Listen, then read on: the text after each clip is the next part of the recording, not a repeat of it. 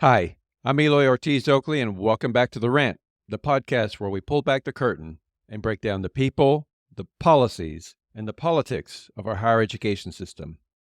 In this episode, I get to sit down with a good friend and colleague, Michael Hansen, CEO of Cengage.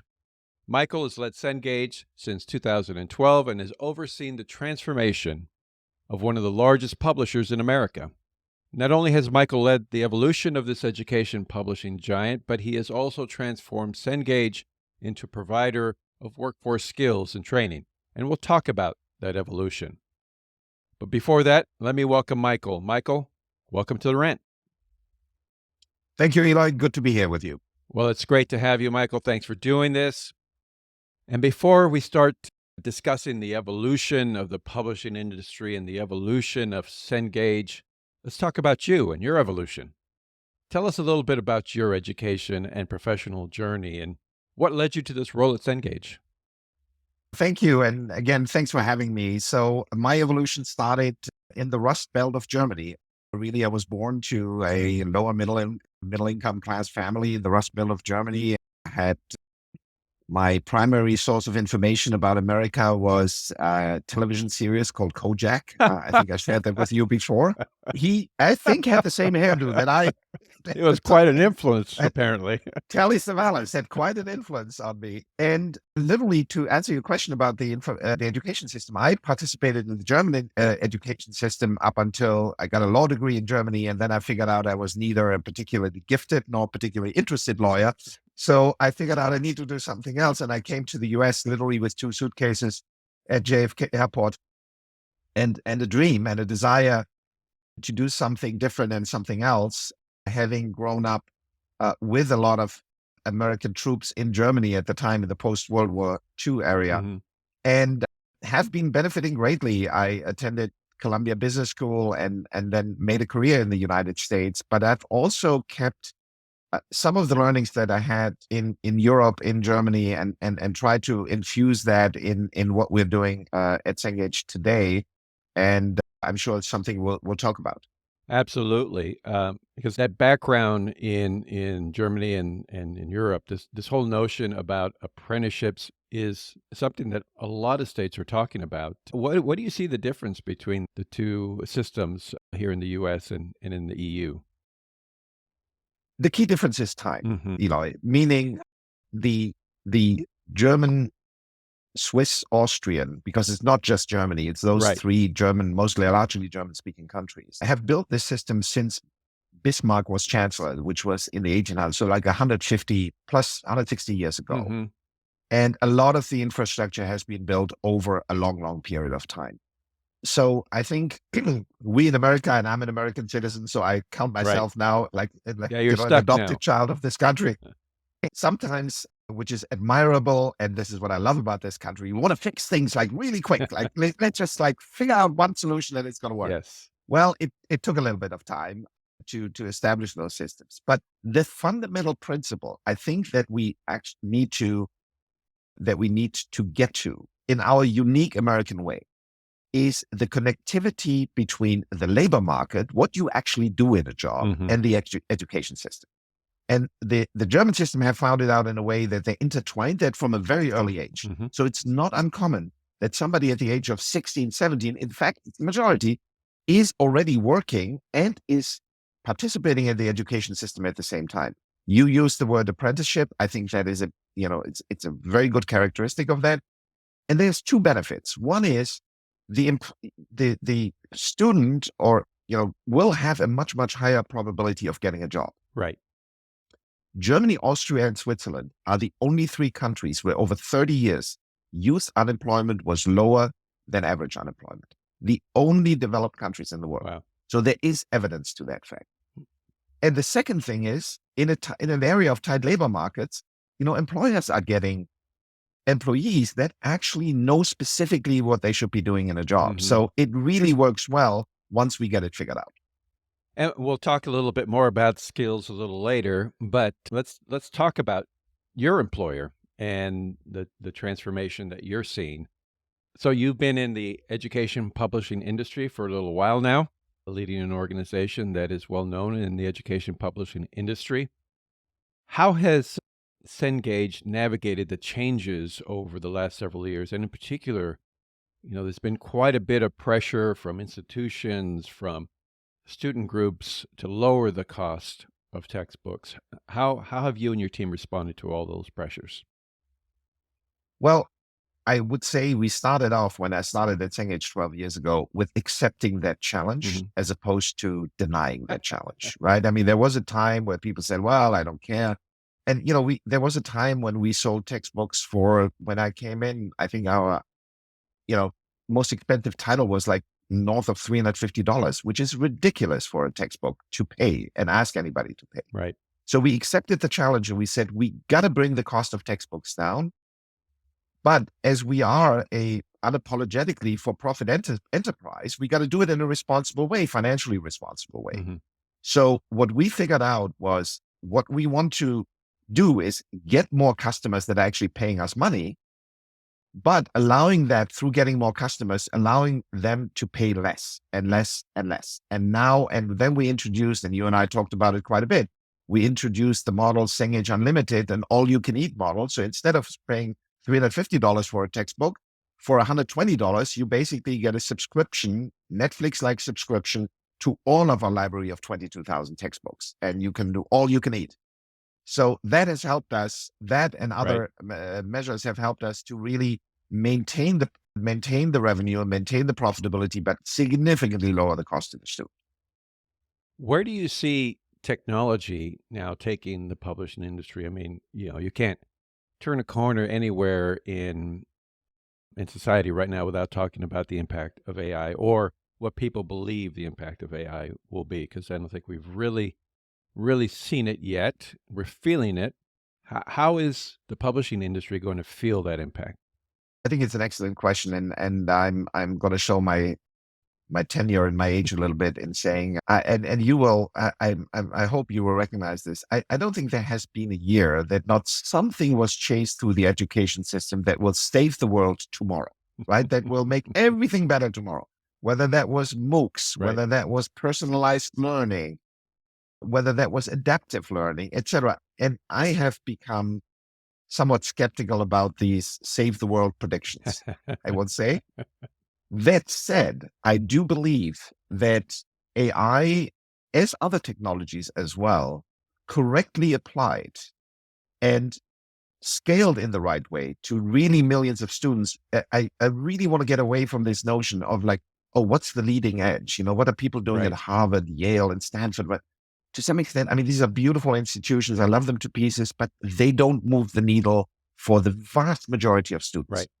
So where I see the power of technology and specifically AI is the students that are left behind, the mother of two Hmm. that has a job, that wants to attend a community college in California, we can actually give her a pal, a, a- an AI powered tool that sits next to her. And when she's there at 10 o'clock at night doing homework when the kids are in bed, to help her power through that homework in a more efficient way. That's what I see as the use cases that will gain ground sooner than others. Will it ultimately change, the whole industry? I don't know. I'm somewhat skeptical, but Right. I think those tools are going to be very powerful. Well, I think the way you put it is exactly the way I wish everybody was talking about it, because w- we have lots of experience with technology changes and the evolution of technology that benefits those who already have the greatest access to wealth, who can afford to adopt these tools. I really hope that we begin to design AI tools for those who have the least access to technology and begin there. I think that would then truly transform the way we think about society. But in the meantime, we'll see. I mean, I can't go anywhere without people talking about how this is going to be the great equalizer. Well, we've heard that before.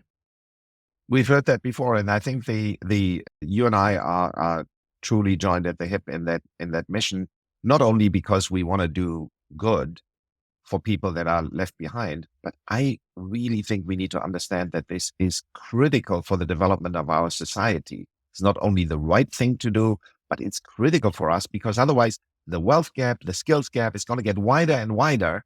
and the dysfunctionalities that we're seeing in our society and our political system are going to get worse. To me, it's not optional. And I think there's a real opportunity there. So let's talk more about Cengage. Part of your evolution is you've recently launched into the workforce skills training and upskilling market. You're helping people gain skills that they need to continue to grow with their employers, continue to evolve their skill set to meet the needs of today's marketplace. Tell us about that effort. I believe it's called Cengage Work. And how did you decide to get into the skills business? It's one of those things that comes back to things take time. We got into the skills business with an acquisition over a decade ago of a company called Ed2Go, Mm-hmm. Education to Go. And we grew this business actually consistently and consecutively every year. It was a very, very small part of our overall portfolio. But as I said, we kept feeding it, we kept nurturing it, we gave it light, and it kind of grew. So there was something that very organically grew for many, many years in the organization. And then I think when it became clear, I would say over the last, 5 to 7 years, that we are leaving too many people behind in the traditional education system. Mm-hmm. Just to put a very specific number on it, only about 25% of high school graduates will actually graduate college. Right. And still, people are running around and saying the path to the American middle class is college. And I'm going, why? Why are there not multiple paths Right. to the American middle class? And this is what we're setting out to do with Cengage Work. We want to give people for a limited investment, $3,000, a very specific skill set that they can take to an employer, or even better, the employer pays for the $3,000 and turn it into a job, turn it into a small house, turn it into my ability to educate my children. And I think it is something that comes very naturally to us at Cengage, because our credo says we touch the lives of millions of people globally every day, one student at a time. Doesn't say anything about textbooks, doesn't say anything about higher ed. It says something about we want to impact positively the lives of millions and millions of students, which we do every day. I think that's a great way of looking at it because, you're in an industry where you are literally in the hands of millions of students every day. If you think about that and the power and the opportunity that lies in that, it's great that you're thinking about how do you leverage that to help these learners continue to improve, continue to have access to great learning and to acquire the skills that they need to work. So, just a rough estimate. How many learners do you think you touch in any given year? In any given year, we're touching about 250,000 learners in the skills area. Obviously, in terms of our more traditional legacy business, the digital, which is now mostly digital. Right. So the people that we touch in the United States alone is about 12 million Wow. students that are currently enrolled either in community colleges or in four-year institutions. And this is something you and I talked about, helping these students on their path, not only in the four walls of a college, but also before and after and during their path to employment is something we're very dedicated to. So, given that you've moved into this area, and as you said, it's been about a decade since you've started to think about skills, and you're doing so in a big way now. I think I see Cengage everywhere I go now, talking about or showing us the power of your platform. How do you think about the skills market today, and where do you see your place in that market, and how do you see that marketplace evolving? Because it seems like a lot of different players are entering into that space. There is a lot. And again, it goes back to one of those beautiful things about American culture and the American system is like, money gets thrown at stuff that like looks cool, right? And that we got to do this. And this is wonderful. I am all for it. And we are certainly part of that as well. But the reality of the current situation is that a lot of companies have tried to enter that space, but have found it quite difficult to make money, to Right. sustain their trajectory. And the reason that they found it difficult is that they set it up as kind of an alternative way, and they went directly to a student to this mother of two in the middle of the Mhm. country that is trying to go ahead. And they found that acquiring those customers is very expensive because you got to do Right. advertising, you got to do promotion, outsourcing, etc. So this so-called direct to consumer model has proven to be not sustainable Mhm. and really, really hard to execute. We came at actually organically, not because we're geniuses. We came organically differently. We live in the existing education system. And you have seen it firsthand in California. There are a lot of students that, or potential students that come to a community college and then say like, I'm not so sure whether I can actually afford or have the time to actually enroll in a formal degree program. I might want to do something else. Well, let's give them choices. Right. Let's give them choices. And we're working with the institutions together, hand in hand. They know us, we know them. And that allows us to actually pick up the students at the point where they have already indicated that they want to have a change in their life. And we giving them, in partnership with the institutions, more options around that. Given your experience in Germany and now obviously in the US, what do you think the role of the employer should be in this marketplace? To me, the simple answer is the employers need to get more active. They need to get Mhm. in the game, and they need to understand that education is a strategic imperative for their success. Mhm. And I think we're getting there. The good news is I think we're getting there. But as everything, there's a bit of trial and error, right? I mean, some employers are saying, okay, so I'm going to do some tuition reimbursement. Right. Well, that doesn't make you a partner in education. You actually want to work with companies and with institutions, whether that's a college, community college, four-year college, or a for-profit company, and say, can you help me design, on the one hand, an inflow of qualified talent to recruit into jobs that I desperately need? Give you an example. 600,000 jobs for cybersecurity experts are open today Mhm. in the United States alone. 600,000. There is not enough qualified people. You do not need a college degree to be a cybersecurity expert. Right. We can give you that. We can give you that qualification, and you will almost certainly get a job. So that is one. And the other one is, the old bad past period of this hire and fire kind of thing in American industry. Mhm. I think people found out that this is actually an expensive way to run a company. So instead of hiring and It's firing good for people all the lawyers. time, it's good for lawyers. Exactly. A lot of people make money off this, but why don't I educate my workforce? Why don't I reskill and upskill them? AI is a perfect example. Why don't I give them an ability to actually, while they're working, to get the necessary skills to get to the next job in the company? I think people like Walmart are leading the way. Amazon is leading the way. So I think we're seeing really good momentum. Back to Cengage, as you think about the innovations that are taking place, what excites you about the innovations that are taking place at Cengage, and how do you think they're shaping the way you think about your position in the marketplace? I think the thing I'm most excited about is we set out some 5 years ago on the path of what we call our education for employment strategy. So we said we want to dedicate the majority of our new investment to businesses that help people get a tangible return on their investment. Mhm. Not just education is good. Of course. I mean, it's like world peace. Of course, education is good.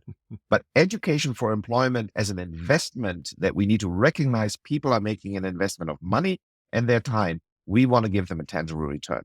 I'm excited around that. I'm excited about Ed2Go. We just acquired a company. I told you I'm in beautiful Madison, Wisconsin. We acquired a company here called InfoSec that addresses Mhm. cybersecurity work skills.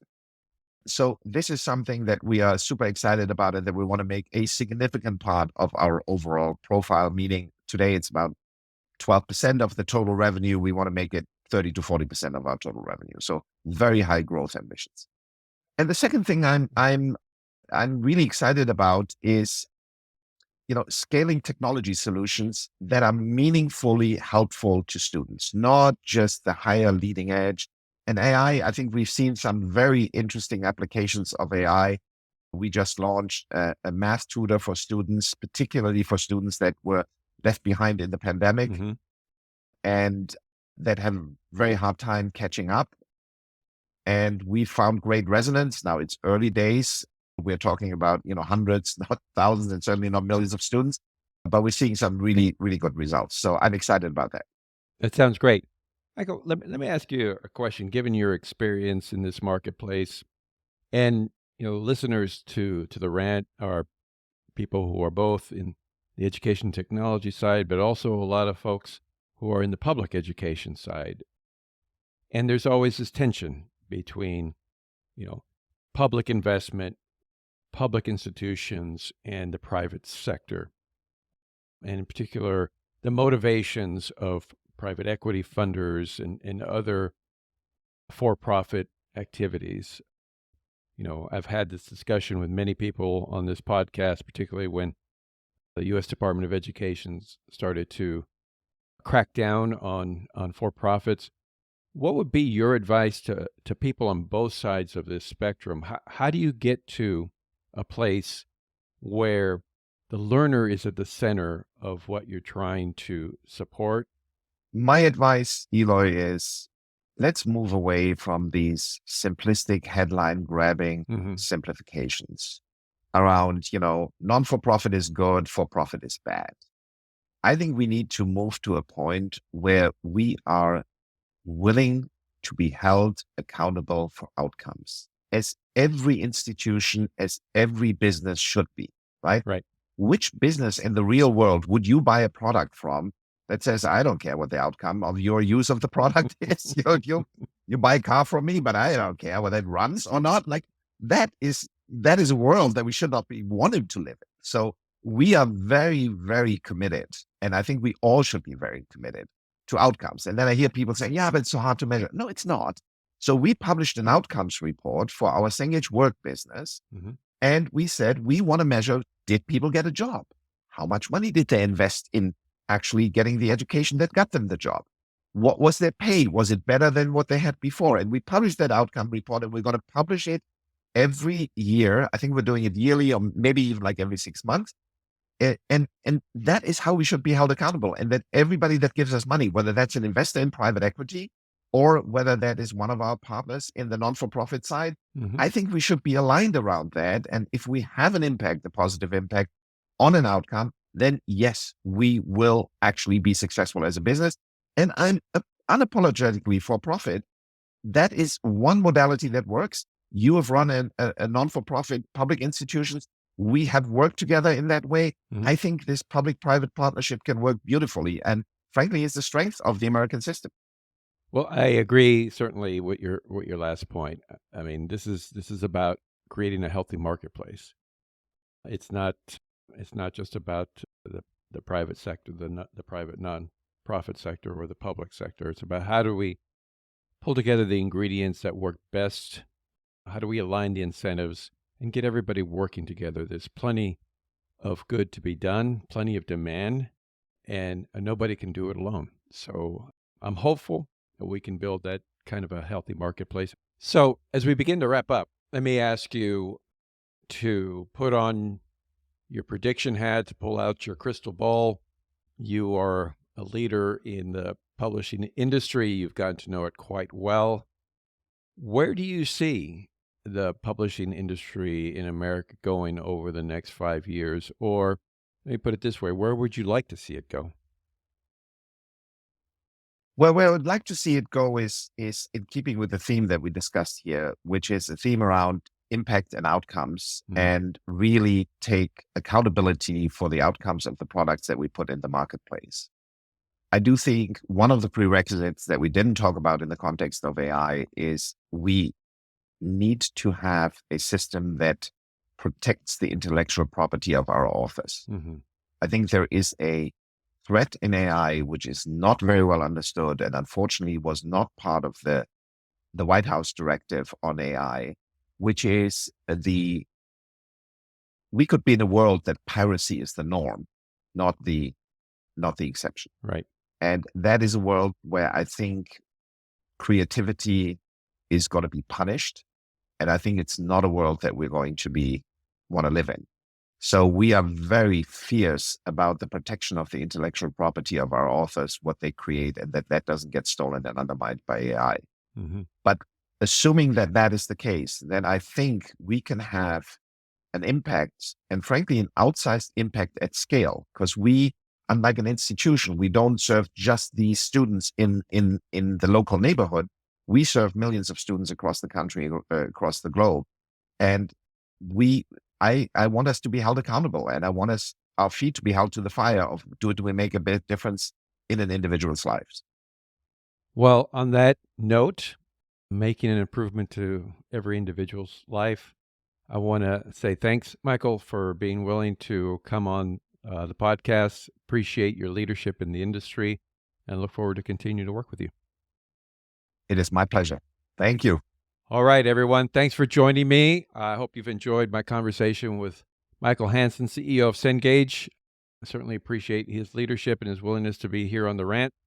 Thanks for joining me on The Rant. And if you enjoyed this episode, hit the like button, leave us your comments. And to hear more episodes, subscribe to this YouTube channel and continue to follow us on your favorite podcast platform. Good to see you, everybody, and we'll be back with you soon. Take care.